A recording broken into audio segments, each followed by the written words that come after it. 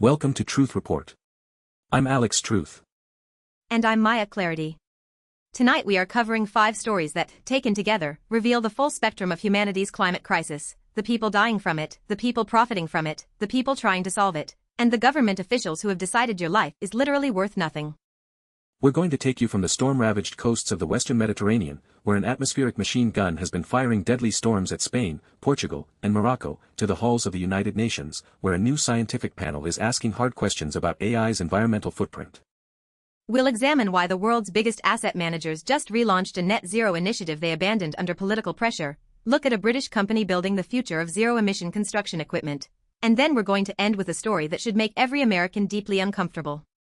The Trump EPA has officially set the value of a human life to zero in its cost-benefit analyses. $0. That's what your life, your children's lives, are worth when this administration decides whether to let corporations pollute your air and water. Let's get into it. We begin tonight in the Western Mediterranean, where 2026 has brought a relentless barrage of deadly storms to Spain, Portugal, and Morocco.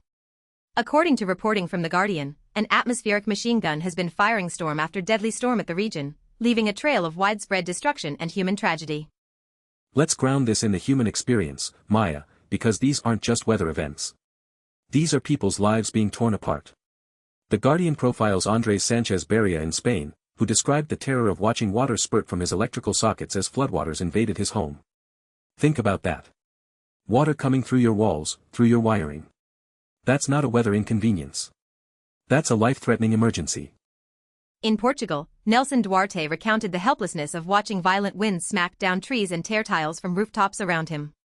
And in Morocco, Amal Aswad described the moment a corpse was pulled aboard a rescue boat navigating the flooded Medina. These are the faces of climate change, Alex.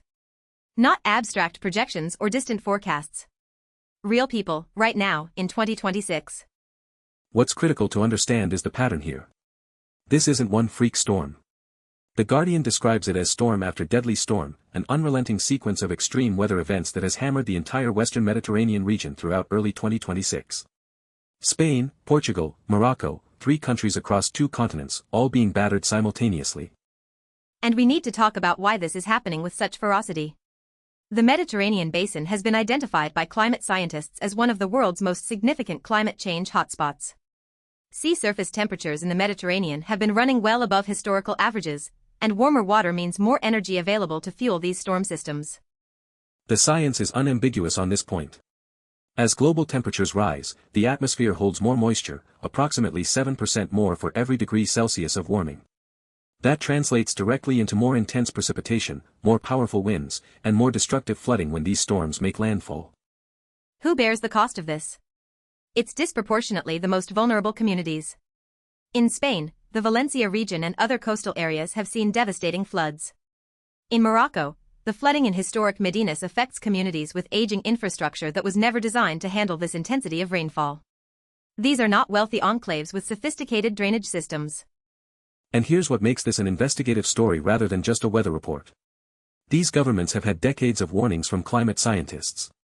The IPCC has published report after report detailing the increased risk of extreme weather in the Mediterranean. Yet infrastructure investment in flood defenses, early warning systems, and climate adaptation has consistently lagged behind the escalating threat. The economic toll is staggering, and it compounds year after year. When you're rebuilding from one storm only to be hit by the next, communities never recover. They enter a cycle of destruction that erodes wealth, displaces populations, and overwhelms emergency services. This is what climate adaptation failure looks like in real time. The Western Mediterranean storms are not an anomaly. They are the new normal, and every delay in aggressive emissions reduction and climate adaptation investment translates directly into more bodies pulled from floodwaters. That is the brutal arithmetic of the climate crisis. From the devastation of climate impacts, we turn now to a story about one of the fastest-growing forces reshaping our world, and its own troubling environmental footprint.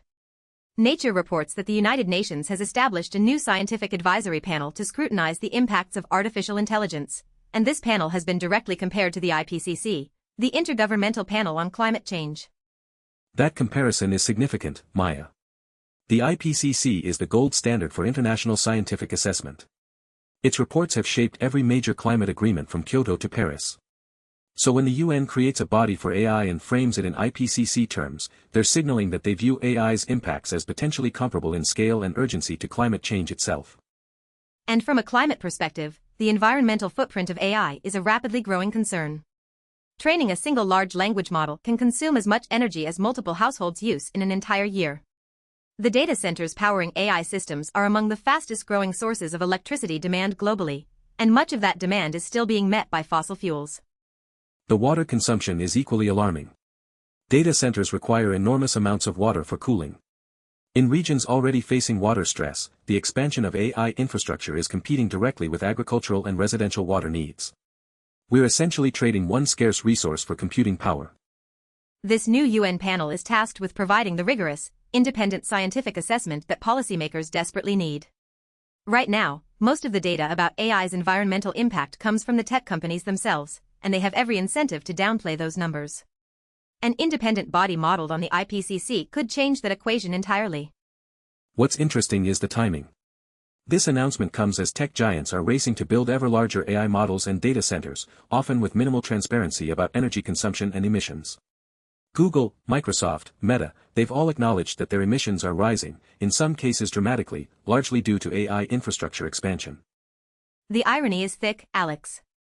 These same companies often tout AI as a tool for solving climate change, using machine learning to optimize energy grids, predict weather patterns, or improve crop yields. But the panel will need to grapple with a fundamental question: does AI's climate benefit outweigh its climate cost? Or are we building an incredibly energy-intensive technology that makes the problem worse while claiming to solve it? Who benefits from this kind of independent scrutiny? The public, first and foremost. Governments making decisions about data center approvals, energy policy, and AI regulation need honest numbers.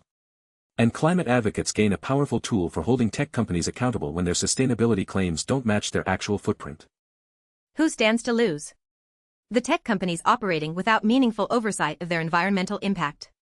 If this panel operates anything like the IPCC, its findings will carry enormous scientific credibility, making it much harder for corporations to greenwash their way through the AI boom. The creation of this panel is an acknowledgement that AI is not just a technology story. It's an energy story, a water story, and increasingly, a climate story. The question is whether the panel will have the teeth to translate its findings into action before the environmental damage becomes irreversible. Shifting gears now, Alex, to a story about the money behind the climate fight. CleanTechnica reports that the Net Zero Asset Managers Initiative, known as NZAM, has officially relaunched after suspending its activities nearly a year ago. This relaunch comes almost exactly 1 year after NZAM went dark following the departure of its most prominent member, BlackRock. Let's set the stage here. NZAM was established in 2020 as a coalition of asset managers who pledged to align their investment portfolios with net zero emissions by 2050. At its peak, it represented trillions of dollars in assets under management. It was supposed to be the financial world's answer to the climate crisis, proof that the money managers controlling the global economy were taking decarbonization seriously. Then came the anti-ESG backlash, particularly in the United States. Republican state attorneys general and politicians launched coordinated campaigns against what they called woke capitalism. They threatened legal action against financial institutions participating in climate alliances, accusing them of antitrust violations and fiduciary duty breaches for considering climate risk in investment decisions. And one by one, the giants blinked. BlackRock, the world's largest asset manager with roughly $10 trillion under management, withdrew from NZAM. It was a devastating blow. When BlackRock walked away, it sent a signal to the entire financial industry that the political cost of climate commitments had become too high. The domino effect was swift. NZAM suspended all activities, and several other major asset managers either pulled out or quietly distanced themselves from their net zero pledges. The initiative that was supposed to redirect global capital toward climate solutions effectively went dormant under political pressure. So now NZAM has relaunched. And the question we must ask is, what has actually changed? Is this a genuine recommitment to climate-aligned investing, or is it a watered-down version designed to provide climate credibility without the substance that made the original initiative threatening to fossil fuel interests? The relaunch reportedly includes updated frameworks and continued support from a significant number of asset managers. But the elephant in the room is the absence of the biggest players. If the firms that left under political pressure haven't returned, the relaunch represents a fraction of the financial firepower the initiative once commanded. And this speaks to a deeper structural problem, Maya. The fact that a voluntary climate commitment by private financial institutions can be effectively dismantled by political pressure from a handful of state officials tells you everything about the fragility of market-based climate solutions. When the political winds shift, the money follows. Who benefits from the relaunch? Asset managers who want to maintain climate credibility with environmentally conscious clients and investors. European institutions in particular face growing regulatory requirements around climate disclosure and sustainable finance, so NZAM membership provides a useful framework. Who loses? Arguably, the climate itself. A weakened NZAM, operating in a hostile political environment and missing its largest former members, is a far cry from the transformative financial force it was meant to be. The anti-ESG movement has successfully demonstrated that political intimidation can override fiduciary responsibility to address climate risk. The relaunch is a story about resilience, but it's also a cautionary tale about the limits of voluntary corporate climate action in the face of organized political opposition.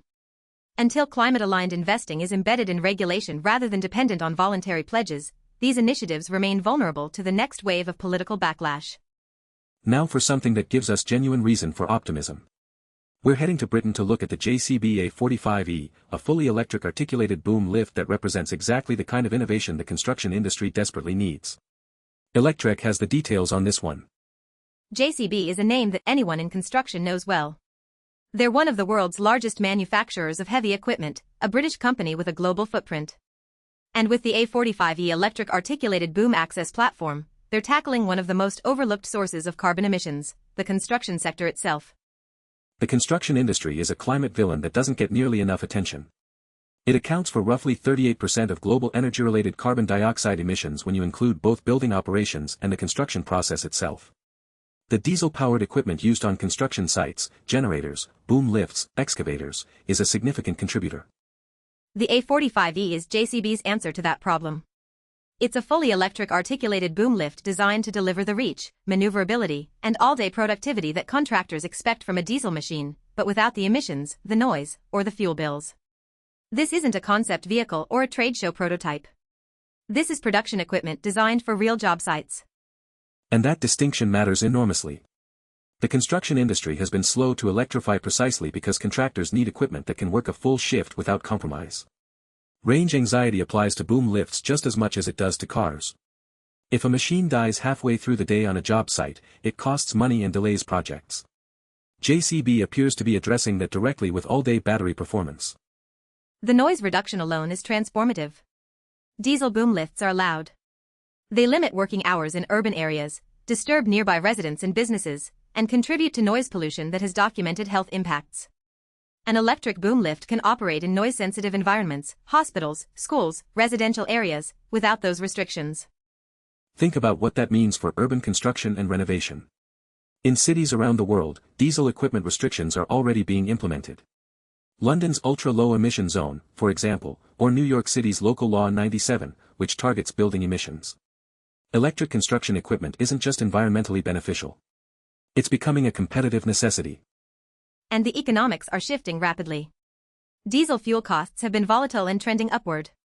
Maintenance costs for diesel engines, with their complex drivetrains, cooling systems, and exhaust treatment components, are significantly higher than for electric motors. The total cost of ownership calculation is increasingly favoring electric equipment. Who benefits here? Contractors who adopt electric equipment early will have a competitive advantage as emissions regulations tighten.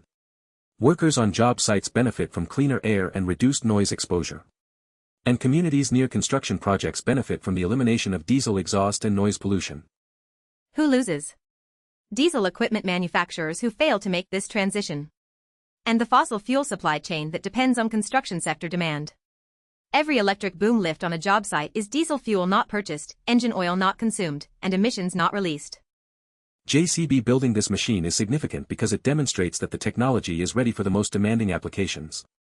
When a company with JCB's reputation puts its name on an electric machine and says it can do the job, the industry takes notice. This is the kind of practical, deployable clean technology that actually moves the needle. And now, Alex, we come to the story that I think will define this broadcast. It's a story that ties everything else together, because it reveals the philosophy driving environmental policy in the United States right now. CleanTechnica reports that the Trump EPA has set the value of a human life to zero when conducting cost-benefit analyses for environmental regulations. Let me make sure our viewers understand exactly what this means, because it sounds almost too extreme to be real. In regulatory policy, the value of a statistical life, or VSL, is a metric that represents the economic value society places on reducing the risk of death. It's used in cost-benefit analyses to determine whether the benefits of a regulation, measured in lives saved, outweigh the costs to industry of compliance. Under previous administrations, both Republican and Democratic, the EPA set the VSL at approximately $10 to $11 million. This figure was based on decades of economic research examining how much people are willing to pay to reduce mortality risks. It wasn't a statement about the literal price of a human being. It was a statistical tool for rational policymaking. The Sierra Club flagged this in their response to Trump's State of the Union address, noting that the EPA has now set that value to zero. And the implications are staggering. When you set the VSL to zero, every cost-benefit analysis for every environmental regulation tips in favor of industry, because the benefit of saving lives is now mathematically counted as worthless. Let me walk through the mechanics of this, because it's important. Say the EPA is evaluating a regulation that would reduce particulate matter emissions from power plants.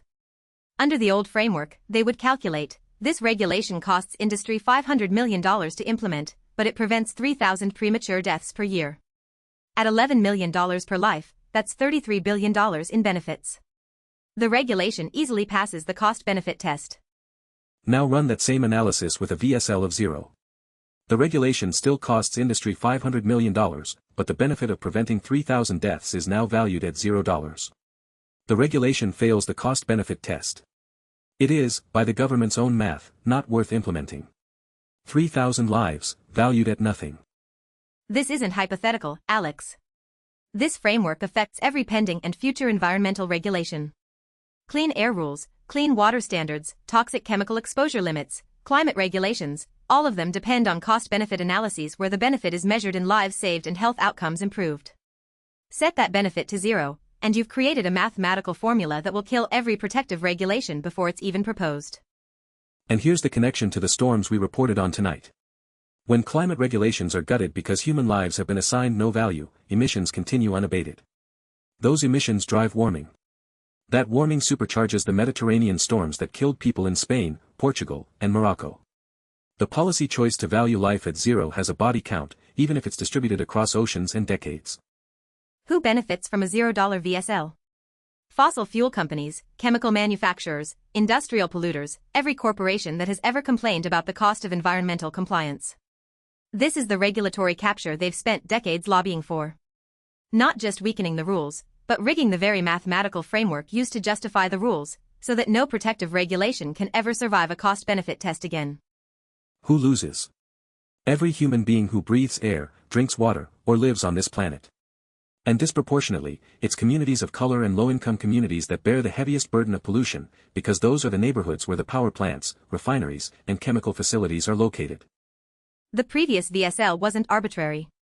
It was the product of rigorous economic research spanning decades. To set it to zero isn't a policy disagreement. It's a declaration that the federal government of the United States will no longer consider the prevention of death as a benefit when evaluating whether to regulate polluters. That's not deregulation. That's abandonment. And it should be noted that this move would likely face legal challenges. Federal courts have previously held that agencies must conduct rational cost-benefit analyses, and setting the VSL to zero could be challenged as arbitrary and capricious under the Administrative Procedure Act. But legal challenges take years, and in the meantime, regulations are being blocked or rolled back based on this framework. So Alex, let's connect all 5 stories, because the pattern tonight is unmistakable. In the Western Mediterranean, climate change is killing people right now. Storms supercharged by warming seas are flooding cities, tearing apart communities, and leaving bodies in their wake. That's the human cost of inadequate climate action. At the United Nations, a new panel is being formed to investigate whether artificial intelligence, the technology we're told will save us, is actually making the climate crisis worse through its enormous energy and water demands. We're being asked to trust that the tech industry will police its own environmental impact, the same industry that has repeatedly misrepresented its emissions. In the financial world, the Net Zero Asset Managers Initiative has relaunched after being effectively neutralized by political intimidation. The message to Wall Street was clear: climate commitments carry political risk. And the financial industry, for all its talk of long-term value creation, chose short-term political safety over climate action. Meanwhile, JCB is proving that the technology for decarbonizing construction already exists. The A45E electric boom lift demonstrates that zero-emission equipment can meet the performance demands of real-world job sites. The solutions are available. What's missing is not innovation. It's political will and market incentives. And then there's the Trump EPA, which has performed the ultimate act of regulatory sabotage by declaring that saving human lives has no economic value. This single policy change undermines every environmental protection in the federal toolkit. It's not just about one regulation. It's about poisoning the entire framework that makes environmental protection possible. The thread connecting all of this is accountability, or rather, the systematic dismantling of it. People die in Mediterranean floods while governments underinvest in climate adaptation. AI companies expand energy-intensive operations while controlling the narrative about their environmental impact. Financial institutions abandon climate commitments when faced with political pressure. And the US government declares that human life has zero value in the regulatory equation. Each of these stories alone is alarming. Together, they reveal a world where the forces driving climate destruction are actively undermining every mechanism designed to stop them. The storms are getting worse, the accountability is getting weaker, and the institutions that should be protecting us are either captured by industry or paralyzed by politics. But there are bright spots. The JCB A45E proves the clean technology is ready. The UN's AI panel demonstrates that international institutions are still trying to assert scientific authority over powerful industries. And NZAM's relaunch, however imperfect, shows that the pressure for climate-aligned finance hasn't disappeared entirely. The question is whether these positive developments can outpace the institutional sabotage. When a government sets the value of life to zero, when financial institutions buckle under political threats, when tech companies grow unchecked, the window for meaningful climate action narrows with every passing month. What can you do? Demand that your elected officials restore the value of a statistical life to its scientifically established level. Support local climate adaptation infrastructure. Ask your financial institutions where they stand on net zero commitments. Pay attention to the energy footprint of the technologies you use every day. Hold every institution, government, corporate, and financial, to account. The stories we covered tonight show that the climate crisis is not just an environmental problem. It's a governance crisis, a financial crisis, and a moral crisis. And the only force powerful enough to change the trajectory is an informed, engaged public that refuses to accept a world where human life is valued at zero. Thank you for joining us on Truth Report. I'm Maya Clarity. And I'm Alex Truth. Stay informed, stay outraged, and we'll see you next time.